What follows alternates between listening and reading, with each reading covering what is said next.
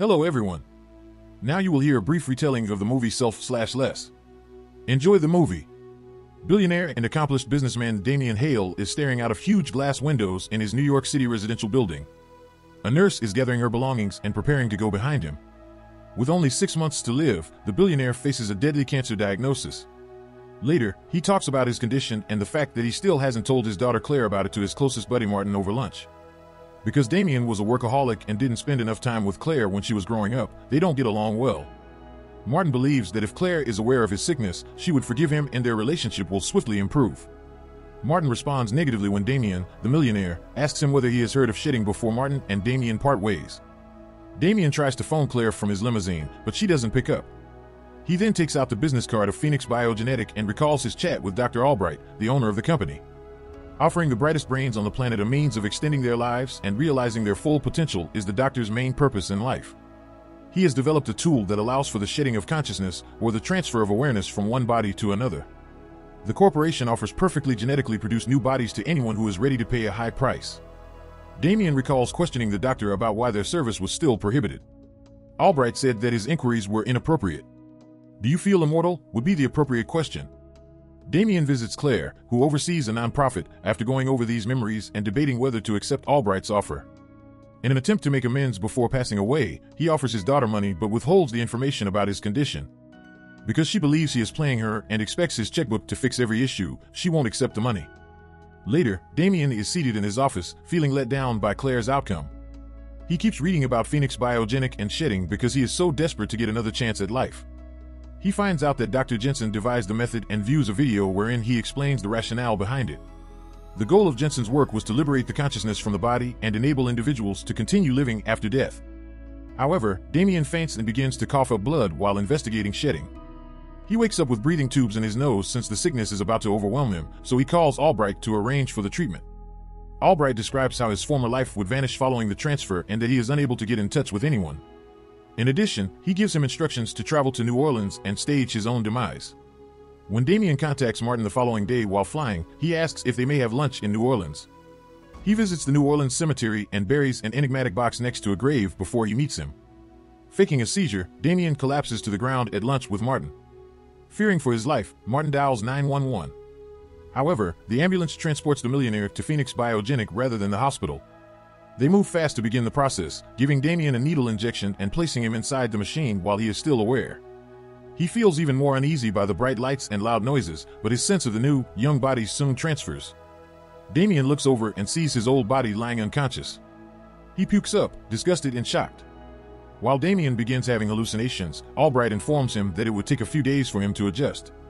Things begin to change, and he sees an image of a pasture full with horses. The doctor then remarks, half-jokingly, that there are side effects to dying. In order to acclimate to his new body, Damian must now remain in the hospital and undergo physical therapy and training. Damian also needs to study a fictitious biography and adopt a new identity, Edward Kidner, since he is unable to return to his previous life. He experiences a brief period of disorientation and desperation before beginning to like his new, attractive persona, but the headaches and hallucinations persist. Albright provides him drugs that will ease the transition, explaining that his mind hasn't yet adapted to the new brain structure. Damian risks dying or developing terrible headaches and hallucinations if he doesn't take them.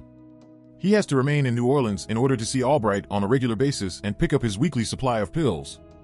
Damian is dropped off in a big, gorgeous mansion in New Orleans that is now his after completing the program. Damian, sometimes known as Edward, is adjusting rapidly and soon begins playing basketball in the neighborhood. He runs into Anton there, who lives next door and offers to take him out. When they go to a bar the same night, all the women are gazing at Damian, who has grown into a really attractive young guy.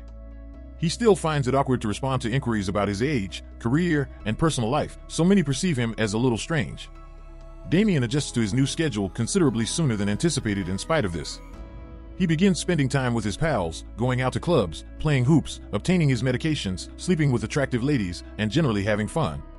He eventually grows weary of this new routine, especially because he is unable to visit his daughter. He forgets to take his medication one day because he is so depressed, and shortly after, he begins to have hallucinations. He sees pictures of a little village with a pumpkin tower and flashbacks of the army. He also sees a mother in the country with her ill small girl during his hallucinations.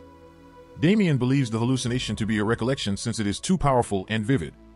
Later, when he tells Dr. Albright what he saw, the doctor maintains that it's all simply a jumble of his present feelings and past recollections.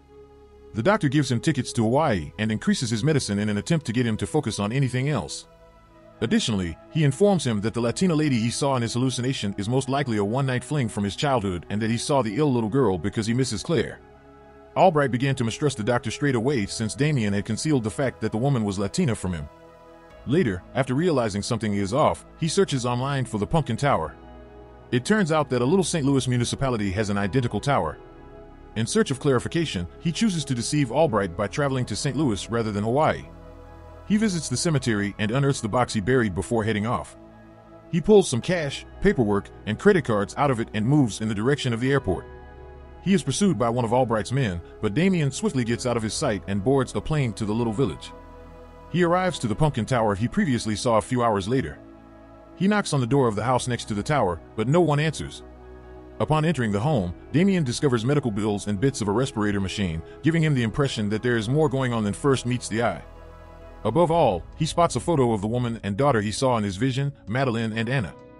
In one of the photos, he also recognizes his new self. It turns out that the corpse belonged to a real human with a life, not to a genetically modified organism. Madeline comes home and points a pistol at him as he's grappling with the unsettling reality. She collapses to the ground, sobbing in shock that her husband is still alive, but he instructs her to calm down and gently turns to face her.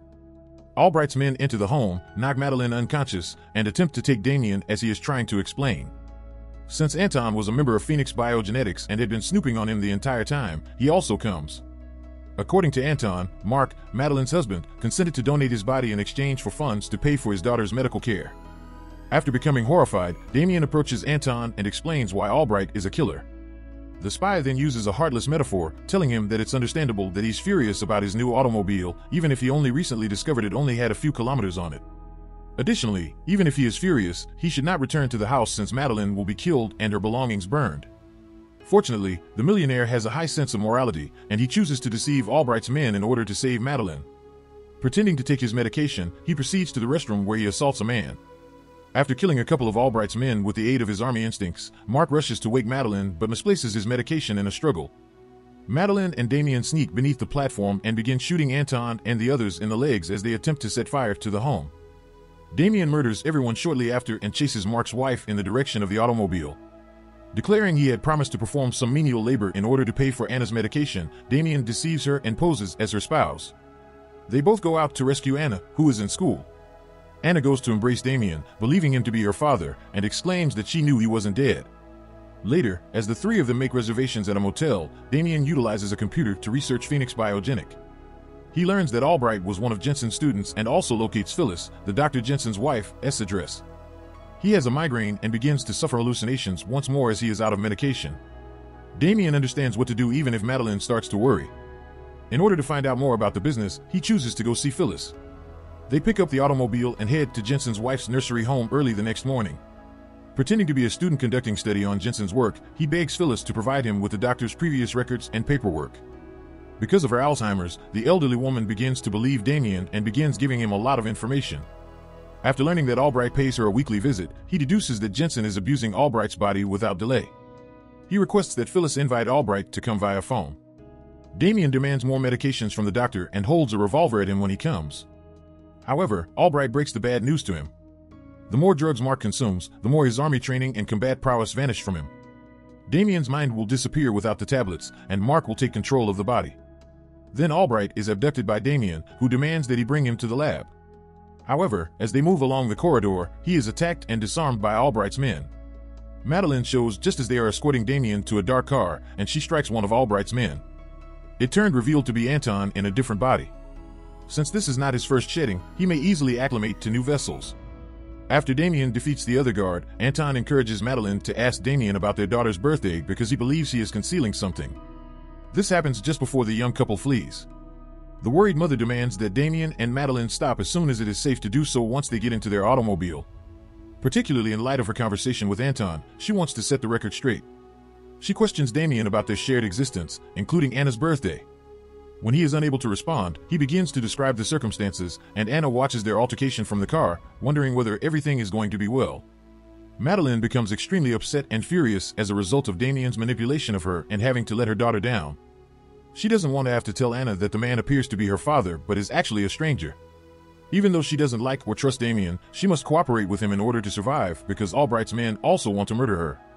The millionaire then comes up with a plan, enlist Martin's assistance and get Anna and Madeline to a secure location.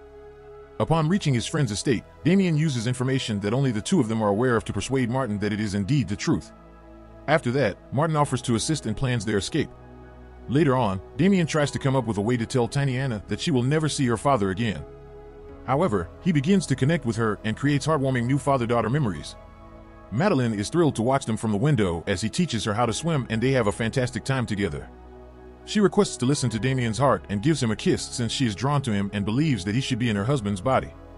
To divert her focus from Mark, Damien begins telling her about his past life because he feels uneasy. They had an open and sincere chat in which he talks candidly about his connection with Claire. Damien, nevertheless, discovers all the mirrors in the home are covered all of a sudden. He becomes suspicious right away, knowing that Martin's kid passed away 2 years prior. He dashes out to find Anna, who was playing with a small boy in a huge children's room. Damien discovers right away that Martin gave his child a new body and took him to Phoenix Biogenetic as well. As it happens, Martin told Albright about them, and the assassins are waiting for them outside. However, Damien approaches his buddy and informs him that the child's body was not made in a laboratory. It was the offspring of someone else and a genuine person. Martin chooses to assist him this time around out of astonishment and revulsion. As Damien drives off in a car's bait, he walks Madeline and Anna to a safe place via a forest. He and Albright's men engage in a vehicle pursuit shortly after as they attempt to apprehend and murder him. They all get into a serious car collision after firing at each other and colliding with one another's vehicles. Before leaving the automobile to get to the diner where he is meant to meet Madeline and Martin, Damien makes sure that everyone has passed away. But Martin is the only one who shows up. He tells Damien the story of how Madeline and Anna passed him in the jungle. An automobile on the road seemed suspicious, so they requested for aid.